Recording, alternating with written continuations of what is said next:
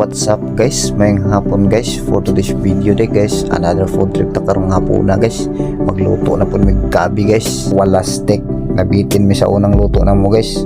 Gitry ra mong gusto na mo kung katol ba siya or dili.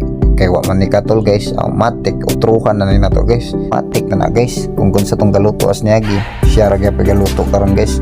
Pero ingon siya, mas lami daw ni ron guys kaysa kulan na mong chicharon guys. So matik na guys, gigisa na niya panakot guys. Sunod na niya ng chicharon, matik na ng mga lamas niya guys. Mikos-mikuso na guys. Sunod iyan na nag-ilunod ng sabi na to guys. Transition na to guys, kaya bukal-bukal naman ako ilunod na sabi niya ng gata na to guys. Dili ng gata nga pure guys, pautsa niya guys, pero mas lami good guys kung natagata nga katong kinudkod nga lubi guys.